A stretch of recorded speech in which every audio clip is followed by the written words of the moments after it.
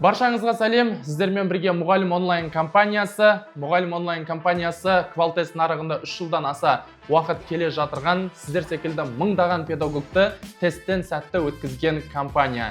Және де бұл компанияның директоры, мен толық аты жөнім Махмуд Нарима Махмудұлы.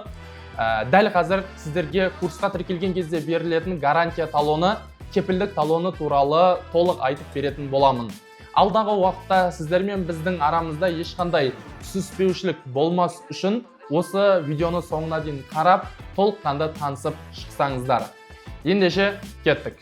Гарантия талоны сіздерге осындай нұсқада беріледі. Ең алғаш пакеттеріңіздің аты Мұғалім онлайн оқу орталығының стандарт пакеті. Яғни сіздердің сатып алатын тесттарыңыз. Бізде стандарт пакеті деп аталады. Одан кейін қызметті ұсынушы тарап ТО Мұғалім онлайн. Яғни Мұғалім онлайн бұл жай ғана ИП емес ТО, яғни үлкен компаниямыз. И одан кейін ресми мекен-жайымыз жазылып тұрады мына жақта. Индекс номері, Алматы қаласы, район, дом, ольс барлығы жазылып тұр. Яғни қазіргі видеода дәл осы мекен-жайда түсіріліп жатыр. Егер кімнің қандай да бір сұрағы бар болатын болса, егер біреуді Құдай сақтасын алдап кететін болсақ, бізді не істей аласыздар, осы адрестер арқылы тауып келе аласыздар. Біз Алматы қаласында осы мекен-жайда орналасқанбыз және осы жерде жұмыс жасаймыз. Одан кейін BIN номер. BIN бұл көптеген адам білуі мүмкін, білмейтін адамдар болса айтып өтейін. Жеке тұлғаның басында ЖСН номер болады, оны орысша IN номер дейміз. Сол секілді компанияның BIN номері болады. Яғни бұл компанияның жеке басын анықтайтын не болады? Цифралар. И осылар арқылы сіз компания туралы барлық ақпаратты таба аласыз кез келген жерден. Біз бұл мекен-жай, BIN номерлердің барлығын біз әдейі көрсетіп қойғанбыз. Яғни біз ешқандай ешкімді алдамайтын, честный нәтижеге жұмыс жасайтын компаниямыз. Әйтпесе көптеген жерлерде бұл нәрселерді көрсетпейді. Ал бағанағы телеграм чаттарда таратылатын кісілердің не только бұл ақпараттары кім сатып жатырғанында білмейсіз деген секілді ғой. Сондықтан да біз өзімізге сенімді компания, заңды жұмыс жасағымыз келген үшін бұндай ақпараттарымызды ешкімнен жасырмаймыз. Одан кейін қызметті қолданушы педагогтың аты жөні жазылып тұрады. Бұл нұсқада мен өзімнің аты жөнін жазып қойғам. Сіздер сатып алған кезде сіздердің аты жөндеріңіз жазылып тұрады. Одан кейін келесі кепілдіктің шарттары.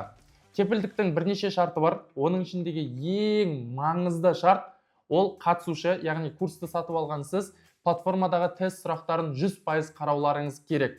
Кімнің 100% қарағаны, кімнің 50%, кімнің 60% қарағандығы бізге барлығы платформада көрініп тұрады. Сондықтан да 100% қарау ең алғашқы шарт.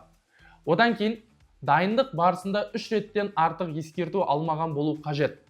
Яғни бізде сіздерді қадағалап отыратын куратор болады. Ол сіздің дайындығыңыздың сапасына тікелей басымен жауап беретін маман. Енді сіздер тестті сатып алып қойып, мүлдем дайындалмайтын болсаңыздар, сіздер ескерту алып бастайсыздар. Ол ескертудің бізде бірнеше түрі бар. Яғни мұғалім мүлдем хабарға шықпай кетсе, мүлдем платформаға кірмей кетсе деген секілді моменттер бар. Сол кезде ескерту алады. Оны кураторларыңыз ескертудің түрін тағы да толық жазып жүреді. Яғни 3 ескерту алмауымыз қажет. Бұл не үшін? Бұл сіздерді құлату үшін емес, бұл сапалы дайындалу үшін. Яғни мұғалімдер болады бізде. Курс тестті сатып алады и мүлдем дайындалмайды. Сөйтетті Квалтестке жақындаған кезде бір күн түнде бүкіл сұрақтың бәрін тез бүйтіп өтіп шығады да, сосын тұрады ар жақта. Мен барып құлап қалдым деп. Ол жаттаған жоқ, ол просто өтіп шықты да, просто бір қарап шықты. Ондай болмау керек. Біз сапаға жауап бергеннен кейін сіздерді тесттен өткізу үшін біз сіздерге график қойып, белгілі бір уақыт аралықтарында біз сіздерді қадағалап отырамыз. Одан кейін қорытынды тест болады. Яғни сіздің қаншалықты сапалы жаттағаныңызды тексеретін тест. Яғни сіз толық тестті біткеннен кейін сіз жаттаған тесттеріңіздің арасынан сізден 50 балдық нұсқа алынады. 50 балдық тест алынады. Сол 50 балдық тесттен сіз 45-ін жинауыңыз керек. Яғни ол сұрақтың барлығы сіздің мына жақта жаттаған сұрақтарыңыздың ішінен. Басқа сырттан мүлдем сұрақ қоспаймыз. Мысалы сізге, например, 500 сұрақ берілсе, сол 500 сұрақты жаттадыңыз, и бағанағы тест сол 500-дің ішінен 50-і алынып сізге келетін болады. Түсіндіре алдым ғой? Яғни мына жақта сіз қаншалықты сапалы жаттағаныңызды не істейтін, дәлелдейтін осындай бір тест. Одан кейін ПББ тестін тапсырғаннан кейін өткен және өтпеген сертификатын жіберу. Мысалы, кейбір кісілер болады, дайындалып өтіп қояды, бірақ кейде ол кісінің де басына арам ой келуі мүмкін. Мен тесттен өттім, өтпей қалдым деп айтып, ақшамды қайтарып алайын деген секілді. Ондай болмайды. Яғни сіз өтпей қалған болсаңыз, өтпей қалғандығыңыздың сертификатын жіберуіңіз керек, чтобы возврат жасау үшін. Сізде өтірік алдап тұрмағаныңызға біз де көзімізді жеткізуіміз керек. Төлем қандай жағдайда қайтарылмайды деген сұрақ бар. Төлем қайтарылмайтын бізде екі ғана нұсқа бар. Біріншісі, яғни педагог бірінші ПББ мүмкіндігінен құлап қалса, екінші мүмкіндігіне дейін біз тағы да дайындаймыз.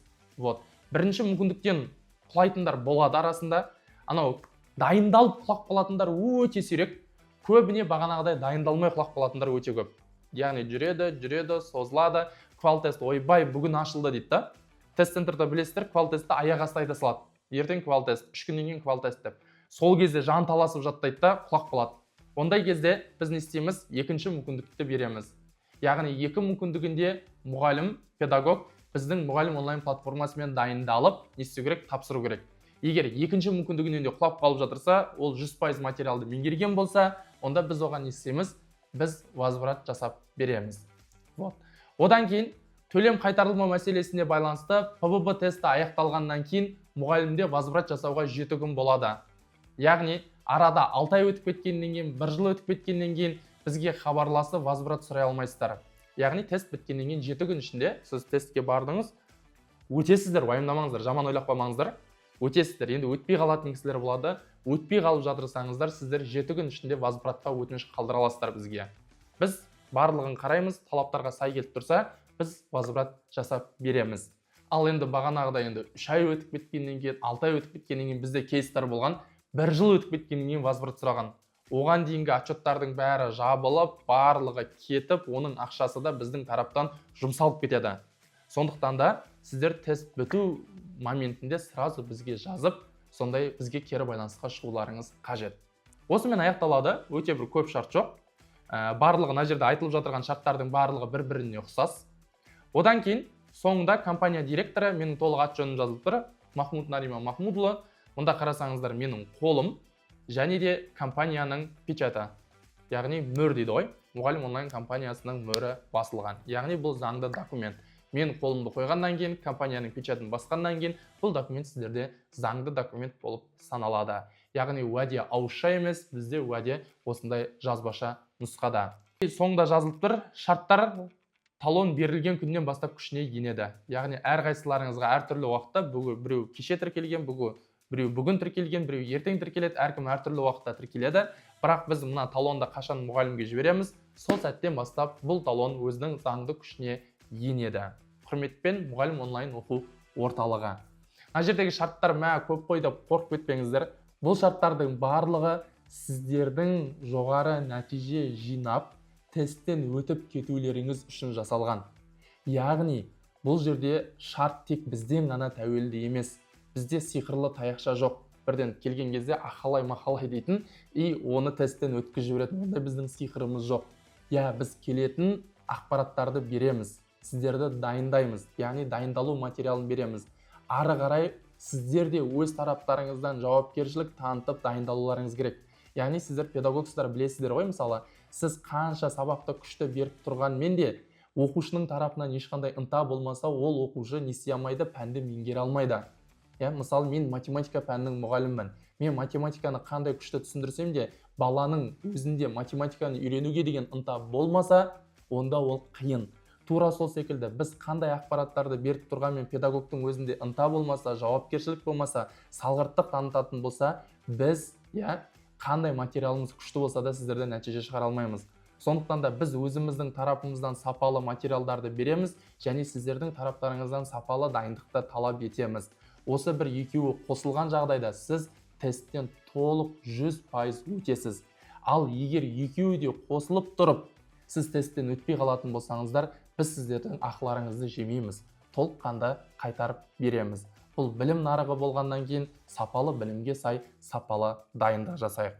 Осымен мен дайындаған материалдар легі өз мәресіне жетті. Дайындықтарыңызға сәттілік, алдағы тесттеріңізді сәтті тапсырып, деңгейлеріңізді көтерулеріңізге шын жүректен тілектеспін. Келесі кездескенше аман сау болайық.